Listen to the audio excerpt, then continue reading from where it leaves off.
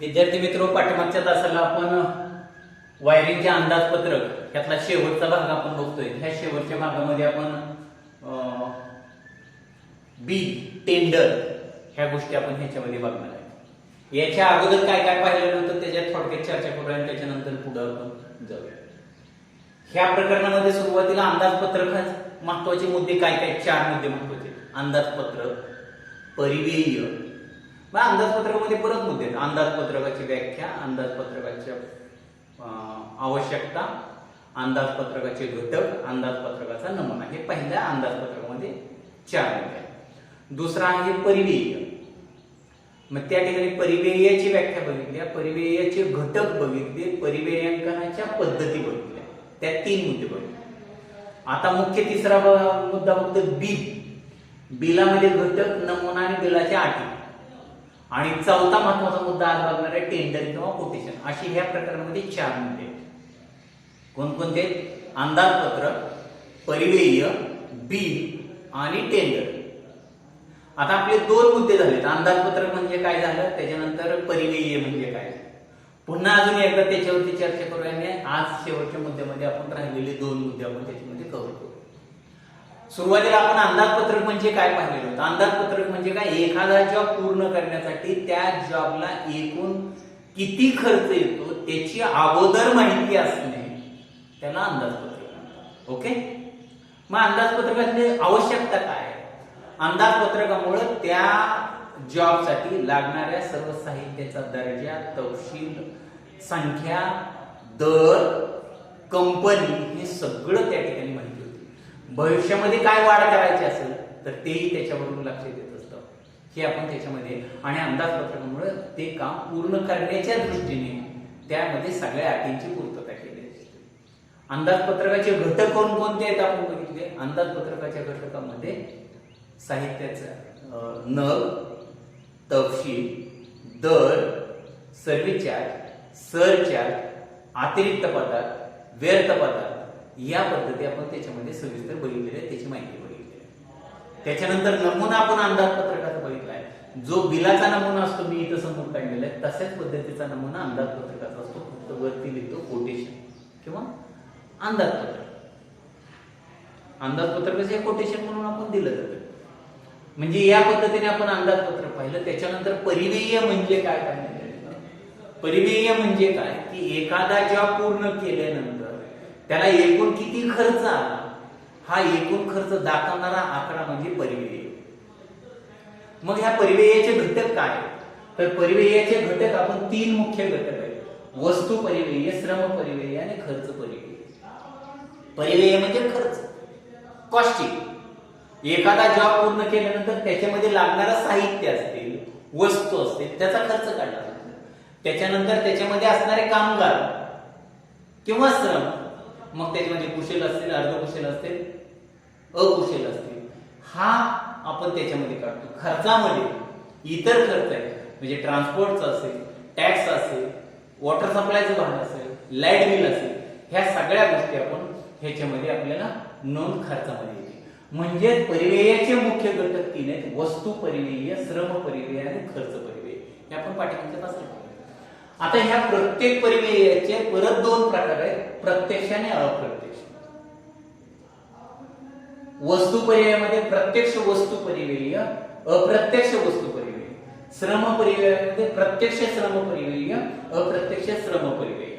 खर्च परिमेयामध्ये प्रत्यक्ष खर्च आणि अप्रत्यक्ष खर्च असं आपण त्याचे पाहिलेले.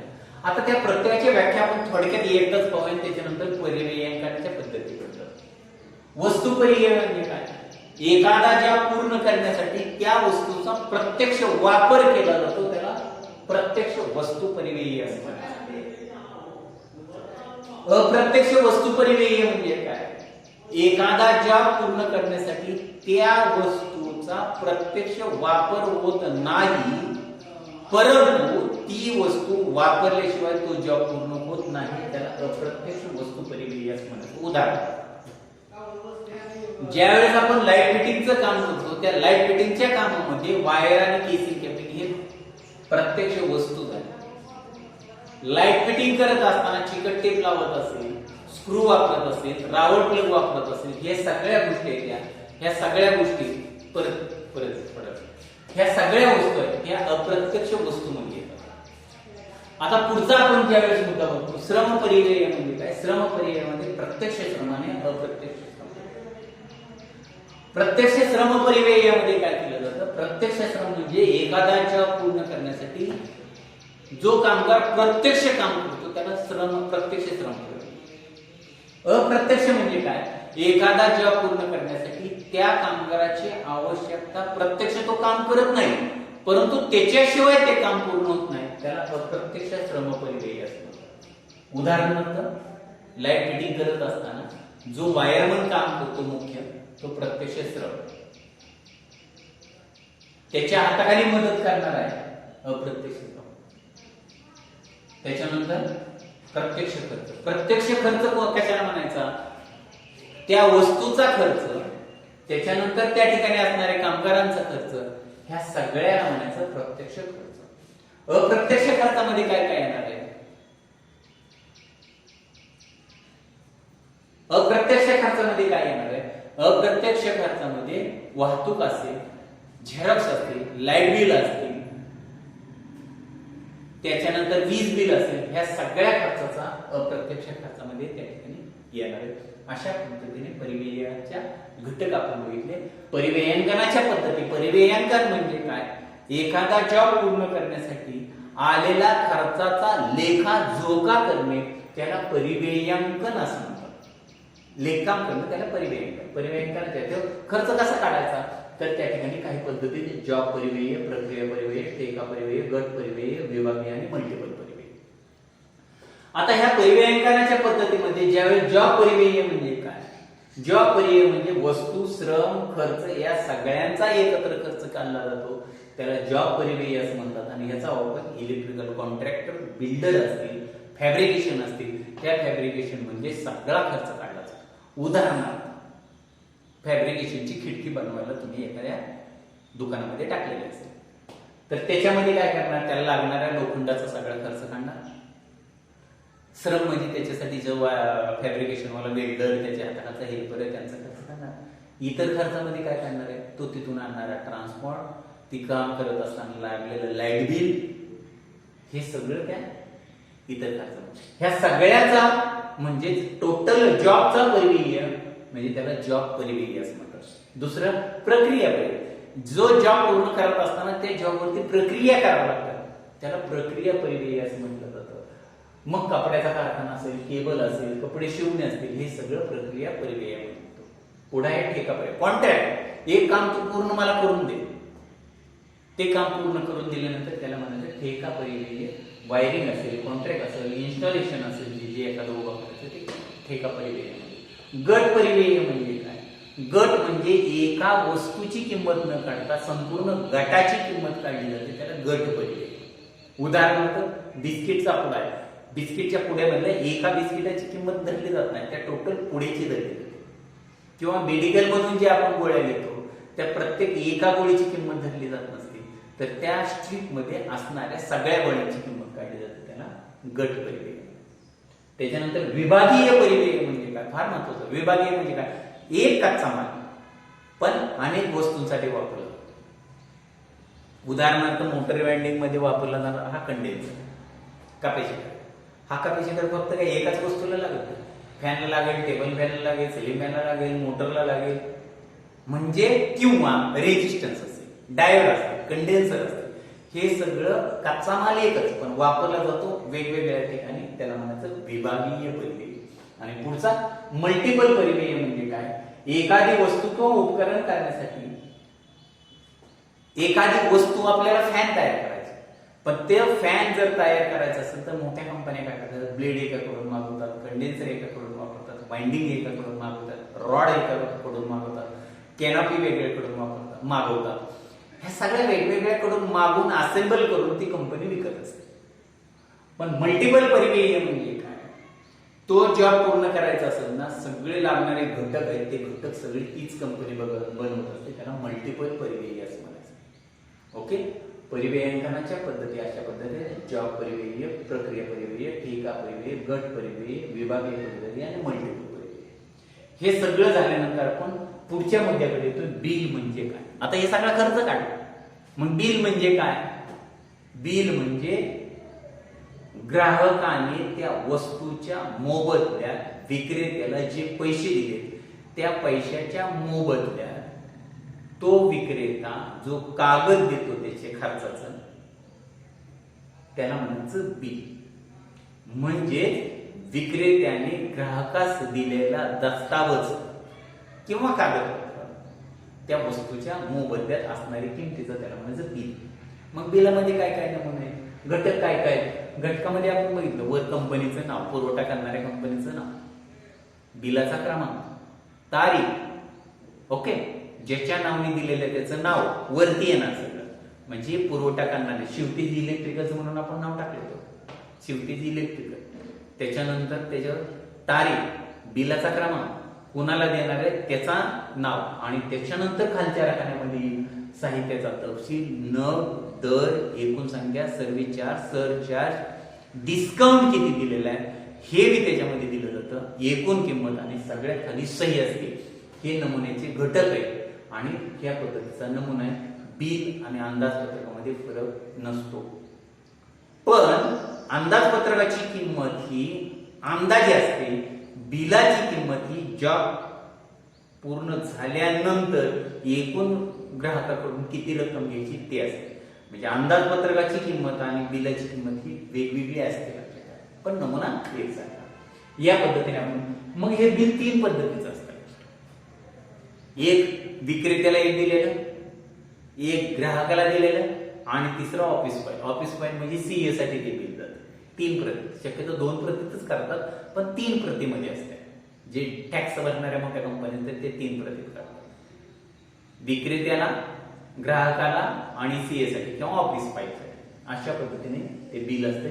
बिलाच्या काही अटी असतात की ते बिल जपून ठेवलं पाहिजे, बरोबर आहे. एखादा माल विकल्यानंतर जर काही त्याच्यामध्ये दोष झालेला असेल ते गॅरंटी वॉरंटी पिरियड मध्ये तर बिल तुम्हाला ते दाखवावं लागतं. ओके, अशा पद्धतीने बिल पाहिला. बिलानंतर आपण शेवटचा मुद्दा बघतोय, टेंडर किंवा कोटेशन.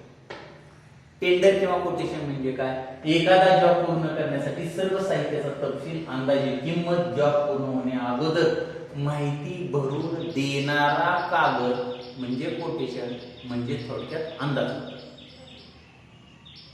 म्हणजे एखादा जॉब पूर्ण करण्यासाठी त्याला लागणारं साहित्य किती आहे, तपशील किती आहे, किंमत काय आहे, याचा जॉब पूर्ण होण्या अगोदर भरून देणारा कागद म्हणजे टेंडर.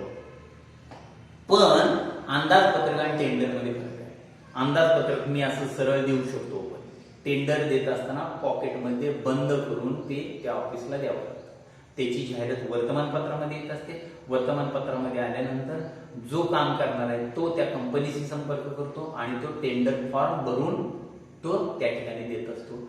हा टेंडर फॉर्मची आवश्यकता काय, मग टेंडरची आवश्यकता काय. टेंडरची आवश्यकता आहे, टेंडर हे बंद पॉकेटमध्ये असल्यामुळे त्याची किंमत कशी असते, वेगवेगळी असते. मला एखादा जॉब पूर्ण करायचा तर मी काय करणार, 4, 5, 6 कंपन्यांना किंवा वर्तमानपत्रामध्ये जाहिरात दिल्यानंतर सगळ्या कंपन्यांचे टेंडर येतात. टेंडर बंद पॉकेटमध्ये येतात, त्यामुळे प्रत्येकाची किंमत वेगवेगळी असते. त्याचा फायदा काय होतो, मी टेंडर फोडणार, कंपॅरिझन चार्ट करणार आणि सगळ्यात लोएस्ट असणारा त्याला विचारणार की तुम्ही ही कंपनीमध्ये हे काम करायचं. म्हणजे बंद पॉकेटमध्ये असल्यामुळे किंमत कशी असते त्याची वेगवेगळी असते.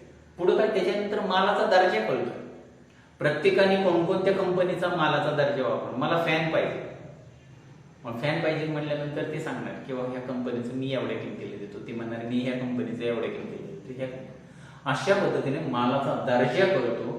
माल सप्लाय करण्याचा कालावधी कळतो. त्याच्यामध्ये लिहिलेलं असतं की तुमचं आमचं टेंडर जर पास झालं तर त्याच्यानंतर आम्ही 1 महिन्याच्या आत 20 दिवसामध्ये 10 दिवसामध्ये तुम्हाला माल तो पुरवू शकतो. अशा पद्धतीचा कालावधी कळतो. एकूण खर्च कळतो, त्याचा एकूण खर्च कळतो. कमी रकमेत चांगल्या दर्जाचा माल मिळतो. तिथं स्पर्धा झाली ना, प्रत्येकाला वाटतं मला मिळावं म्हणून आपण ते काय मार्जिन कमी काढून त्या ठिकाणी देणार.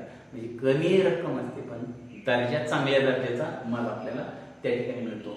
आणि सगळ्यात महत्वाचं, टेंडरमुळे किरकोळ विक्रीतून आपण खरेदी करणारा दर आणि टेंडर पासून घेणारा साहित्य ह्याच्यामध्ये बराच ताप होत असतो. म्हणजे आपल्याला टेंडरमुळे आपल्याला ते कमी दरामध्ये मिळत असतं. अशा पद्धतीने आपण ह्या टेंडरच्या गरज काय, टेंडरची कशासाठी आवश्यकता हे आपण बघितलं.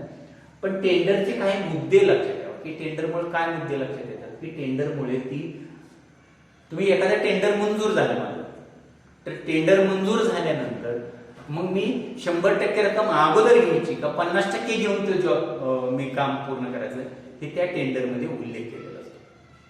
की माझं टेंडर मंजूर झालं तर मंजूर झाल्या 100% आधी रक्कम द्या आणि मी काम चालू.